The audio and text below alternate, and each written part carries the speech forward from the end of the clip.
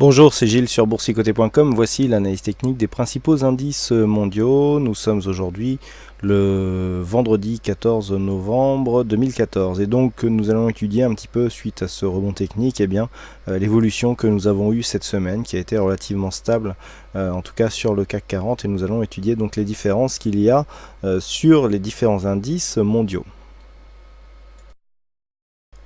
Sur le DAX, nous avons une configuration similaire avec un rebond technique légèrement plus dynamique, mais une rupture aussi de la dynamique de hausse, puisque nous avons cassé ici le support, un petit peu comme sur le CAC 40.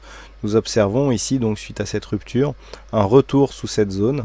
Donc, qui est devenue résistance, et donc des cours qui commencent à s'écarter de la zone d'évolution. Donc en ce qui concerne donc les retracements de Fibonacci, nous avons quelque chose qui s'inscrit de cette manière, c'est-à-dire un petit peu comme sur le CAC 40, nous avons une évolution qui se fait entre une zone de points haut, à 9400 points, et le retracement ici à 23,6% de Fibonacci. Donc un petit peu comme sur le CAC 40, nous avons une possibilité ici en cas de rupture de cette zone, donc 9193, 9204, et bien d'atteindre ici l'objectif inférieur, à savoir les 9042 points qui correspondent au retracement 38,2% de Fibonacci. Nous avons juste au-dessus de cette zone la zone des 9070 points.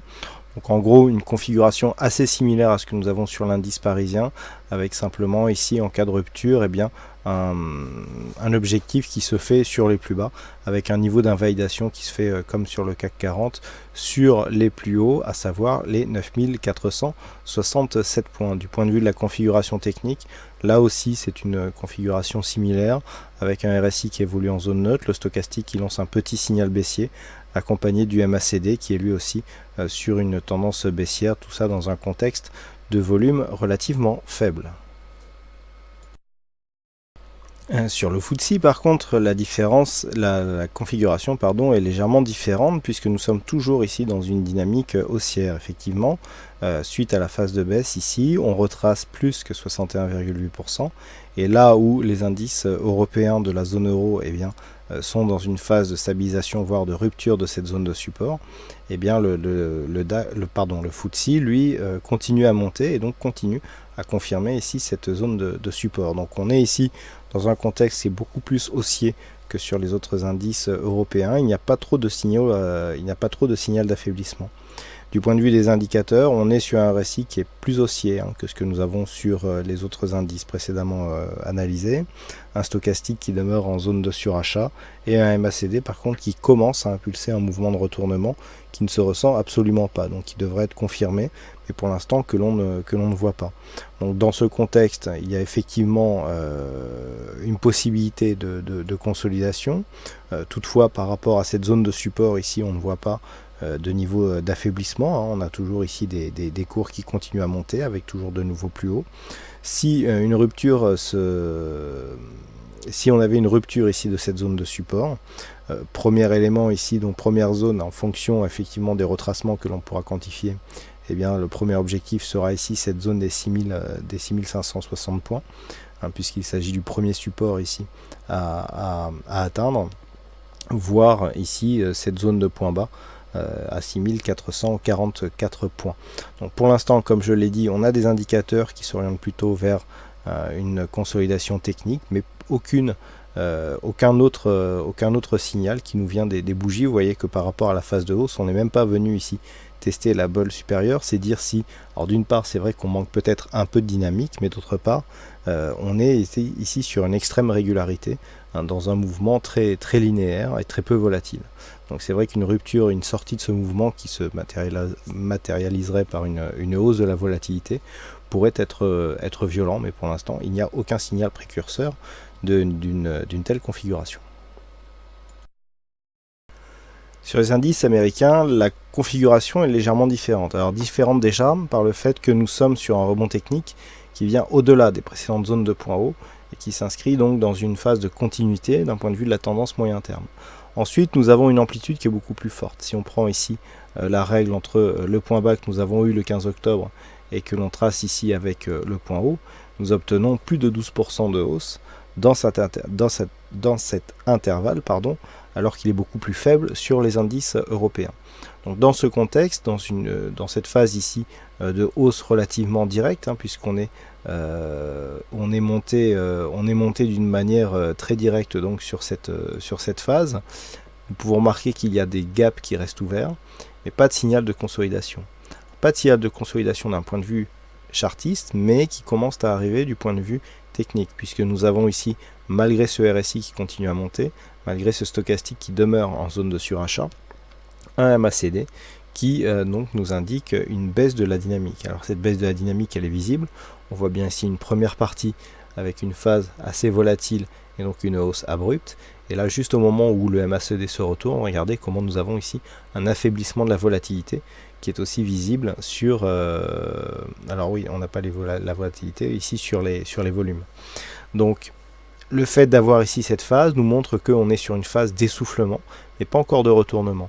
Donc nous ne savons pas encore si cette zone est une zone de point haut significative, mais là où eh bien, les indices américains sont en train de battre des records, les indices européens, eux, sont à peine à entre 50 et 61% de la phase de baisse qui a été enregistrée au début du mois d'octobre. Donc on a une forte surperformance du secteur américain par rapport aux indices européens. Et par rapport à la configuration technique, nous voyons que d'un point de vue court terme, on est sur une configuration similaire ici, avec un affaiblissement de cette dynamique. Donc dans l'état actuel des choses, si les cours venaient à consolider, le premier élément ici à venir chercher, ça serait ce gap qui est resté ouvert sur les 2000 points, qui plus est sur une zone psychologique. On pourrait au moins revenir ici sur cette zone, 2009 points, puisqu'il s'agit du dernier point haut de référence, avec donc un petit retour possible sur cette phase. Du point de vue de la dynamique plus globale, on a marqué ici un point bas par rapport à ce trend direct, donc il est hors de question de venir valider une recherche.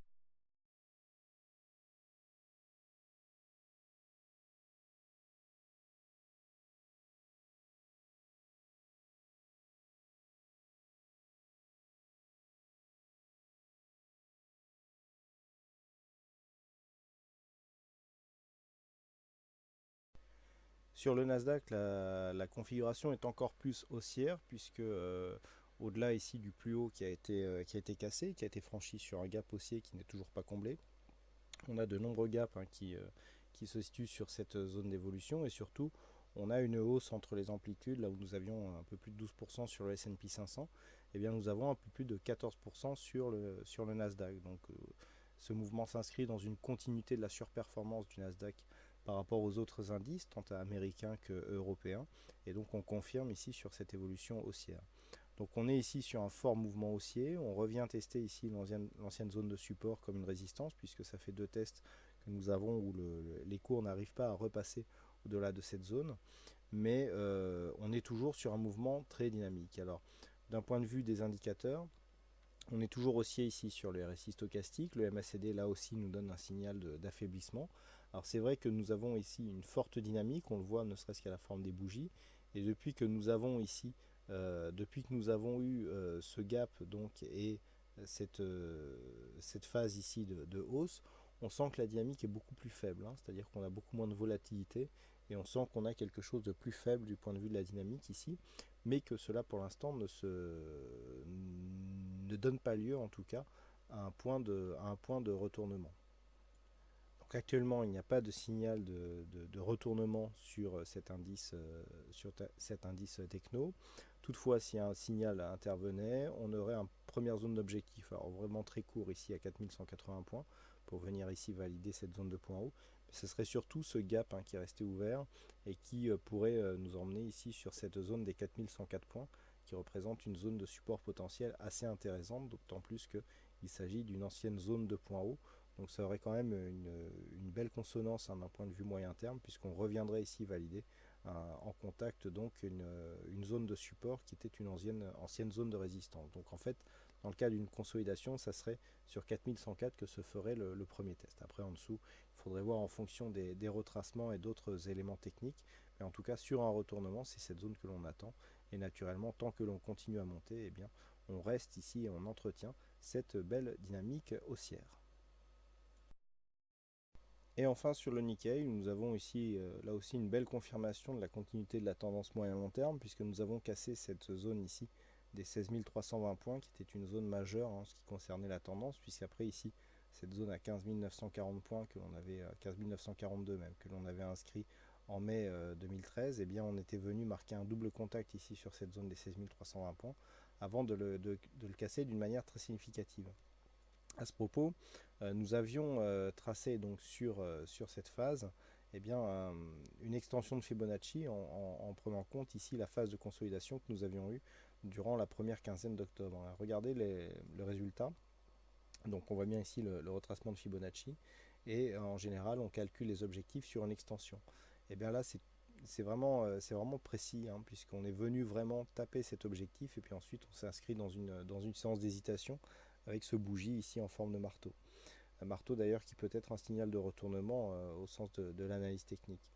Ce que nous avons en tout cas, c'est une phase de hausse vraiment très très forte. Si on compare ici avec les principaux indices européens, entre le point le plus bas que nous avons ici en octobre et le point le plus haut actuel, eh bien nous avons une différence de 20%. Vous voyez là où on est parti de 12% sur le S&P 500, 14 et quelques pourcents sur le Nasdaq, là nous sommes à plus de 20% sur le Nikkei. Donc c'est dire qu'il y a de grosses différences tout de même entre les indices. Alors si on prend entre les indices européens et l'indice japonais, il y a effectivement tout un monde qui nous sépare. Donc on le voit de toute façon sur ce signal, nous avons énormément de signaux de force, déjà de nombreux gaps, hein, on en voit, ils sont extrêmement nombreux, et on confirme ici avec une continuité haussière. Pourtant du point de vue des indicateurs, on est suracheté, hein, du point de vue des oscillateurs, on a un MACD qui s'est retourné, et dans ce contexte, on pourrait attendre ici une phase de consolidation. Alors si cette phase de consolidation intervenait, le premier objectif que l'on pourrait trouver, un objectif vraiment court terme, ce serait la zone ici des 17 000 points. Mais ce que l'on pourrait viser ici, c'est un retour sur cette zone majeure, hein, qui a été si dure à franchir et qui surtout constitue un gap haussier qui est resté ouvert, qui est relativement conséquent. On sait qu'il y a beaucoup plus de gaps sur le Nikkei que sur d'autres indices, mais là celui-là il est énorme, d'autant plus qu'il était précédé d'une bougie ici qui se retrouve toute seule, hein, puisqu'on a un gap à l'entrée, un gap à la sortie, et donc une grosse phase d'accélération. Donc si on venait à consolider ici, eh bien ça serait dans un premier temps cette zone qui en serait l'objectif, avec donc pour l'instant, malgré une configuration technique qui appellerait justement à une phase de consolidation, eh bien une continuité du mouvement baissier.